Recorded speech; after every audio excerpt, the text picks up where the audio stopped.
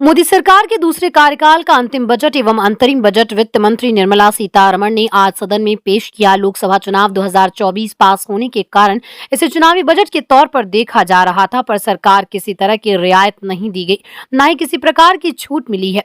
वित्त मंत्री निर्मला सीतारमण ने सरकार द्वारा चलाई जा रही योजनाओं के बारे में जानकारी दी। इस अंतरिम बजट को वाराणसी में सीए से बात की। सीए जय भादवानी ने कहा कि सरकार का यह अंतिम बजट था, चुनाव बाद पूर्ण बजट सरकार पेश करेगी। सरकार ने इस बजट में टैक्स सेशन में कोई बदलाव नहीं किया, न ही किसी प्रकार का टैक्स लगाया। उन्होंने छोटे करदाताओं के लिए भी लाभ पहुंचाया है।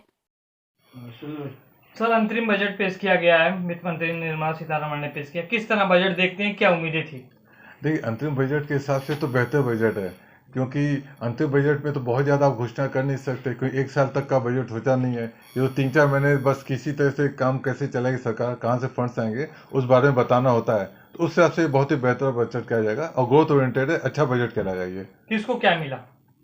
अब किसको क्या मिला में पहले आप देखिए, बजट आता तो रहता ये महंगाई हो गई और यहाँ पे सस्ती हो गई। अब वो चीज़ तो है नहीं, कि टैक्स स्लैब जो है और टैक्स रेट हैं, पर इम्पोर्ट ड्यूटी के एक्सपोर्ट ड्यूटी के सबके सेम रखे हैं, जीएसटी के भी। तो टैक्स में कोई चेंज हुआ नहीं, स्लैब में कोई चेंज हुआ नहीं, तो इसलिए किसी को नुकसान तो नहीं हुआ, लेकिन बहुतों को मिला। एक जने को बहुत ज़्यादा मिला, वो है छोटे करदाता, जो 1 करोड़ करदाताओं को बेनिफिट हुआ है। क्या होता था, इनकी पुरानी डिमांड नोटिस आई थी, पुराने असेसमेंट किए हुए थे, 8,000, 9,000, 10,000, 15,000 रिकवरी होती थी। तो सरकार ने बोला कि 2009-10 तक 25,000 तक की इनकम टैक्स की डिमांड है वो जीरो हो जाएगी, जो भी पुराने करदाताओं की डिमांड चली आ रही है, तो उनको बेनिफिट होगा। महंगाई पर अंकुश लगाने के लिए क्या किया? महंगाई पे अंकुश लगाने के लिए अलग से कुछ नहीं किया, बस इन्होंने टैक्स स्ट्रक्चर चेंज नहीं किया और 1 लाख करोड़ रुपए इन्होंने दे दिया interest free research and development के लिए, कि आप लोग जाइए रिसर्च डेवलपमेंट के लिए इंफॉर्मेशन टेक्नोलॉजी से रिलेटेड, ताकि देश आगे बढ़ सके। ग्रोथ की तरफ ज़्यादा ध्यान दिया। हाँ, फिजिकल डेफिसिट जो है वो इस बार सरकार ने बताया कि 5.9 से 5.8 हो गया, वो कम हो गया। अगली बार 5.1% रखा है, जो वित्तीय घाटा है। तो घाटा को कंट्रोल करना इस अच्छी चीज़, डेवलपमेंट के साथ दोनों को तालमेल बैठा रही सरकार। औद्योगिक घराने को कितना फायदा होगा? औद्योगिक घराने को फायदा इस सेंस होगा कि सरकार जिस हिसाब से डेवलपमेंट पे ज़्यादा खर्च कर रही है और रिसर्च एंड डेवलपमेंट के लिए प्राइवेट सेक्टर को ज़्यादा पैसा दे रही है और लोन जो बहुत दे रही है। अब देखिए, 43 करोड़ लाख रुपया दे सके मुद्रा लोन दे रही है, उसमें आधे से ज़्यादा युवाओं को दे रखा है। तो युवाओं आगे बढ़ेंगे, अपना बिजनेस लेके आएंगे, तो उनको फायदा होगा।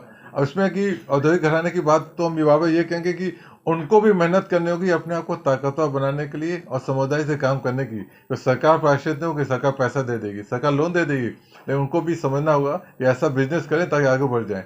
Thank you. देश दुनिया की ताज़ा तरीन खबरों के लिए हमारे चैनल कैपिटल न्यूज़ इंडिया को लाइक, सब्सक्राइब और शेयर करें। अगर आप हमारे चैनल को यूट्यूब पर देख रहे हैं तो सब्सक्राइब करें। अगर आप हमें फेसबुक पर देख रहे हैं तो लाइक करें, या फिर अगर आप हमसे ट्विटर पर जुड़ना चाहते हैं तो फॉलो करें। लिंक डिस्क्रिप्शन में दिए गए हैं।